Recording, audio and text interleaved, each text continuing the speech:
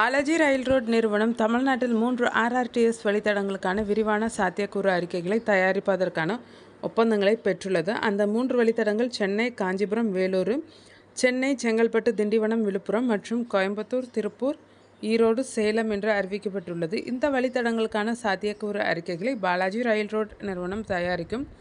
சென்னை மற்றும் கோயம்புத்தூரில் ஆர்ஆர்டிஎஸ் ரயில்களை இயக்குவதற்கான வழித்தடங்களை கண்டறிந்து விரிவான திட்ட அறிக்கையை தயாரிப்பதற்காக 6 ஏலதாரர்கள் முன்வந்துள்ளனர். இவர்களில் இருந்து ஒரு ஏலதாரர் தேர்வு செய்யப்பட்டு அவர்களிடம் டிபிஆர் தயாரிக்கும் பணிகள் ஒப்படைக்கப்படும். தமிழக அரசின் கடந்த பட்ஜெட் அறிவிப்பின்படி 1 மணி நேரத்தில் 160 கிலோமீட்டர் வேகத்தில் செல்லக்கூடிய அதிவேக ரயில் அமைப்பதற்கான டெண்டர் வெளியிடப்பட்டுள்ளது. இந்த திட்டம் 3 வழித்தடங்களில் உருவாக்கப்பட்டுள்ளது.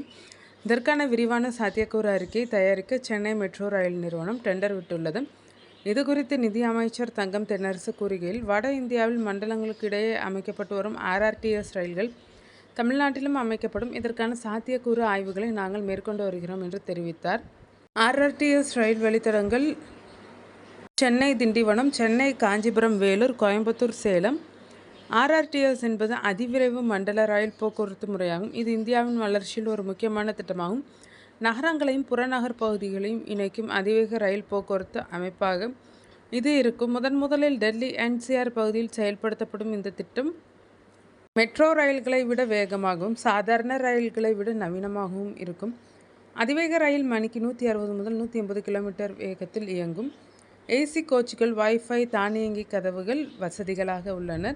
வேகமான பயணம் மெட்ரோவிற்கு மாற்றாக நீண்ட தூர பயணிகளுக்கு ஏற்றது. சுற்றுச்சூழல் மின்சாரத்தில் இயங்குவதன் குறைந்த கார்பன் உமிழ்வு இருக்கும். டெல்லி என்சிஆர் பகுதியில் முதல் கட்டமாக டெல்லி மேரட், டெல்லி அல்வா, டெல்லி பானிபத் ஆகிய வழித்தடங்களில் ஆர்ஆர்டிஎஸ் திட்டம் செயல்படுத்தப்படுகிறது. இதற்கிடையில் 63,246 கோடி மதிப்பீட்டில் கட்டப்பட்டு வரும் சென்னை மெட்ரோ ரயில் 2ஆம் கட்ட திட்டத்தில் கிட்டத்தட்ட 40% பணிகள் நிறைவடைந்துள்ளன. இந்த திட்டம் 118.9 கிலோமீட்டர் தூரத்திற்கு அமைக்கப்பட உள்ளது. பூந்தமல்லியிலிருந்து போரூர் வரையிலான 9 கிலோமீட்டர் தூரம் 2025 டிசம்பரில் திறக்கப்பட உள்ளது. 50.5 கிலோமீட்டர் சுரங்கப்பாதையில் தற்போது 19 கிலோமீட்டர் சுரங்கப்பாதை மட்டுமே முடிக்கப்பட்டுள்ளது. காரிடார் 3இல் ரத்து செய்யப்பட்ட ஸ்டேஷன் டெண்டர் காரணமாக பணிகள் தாமதமாகியுள்ளன.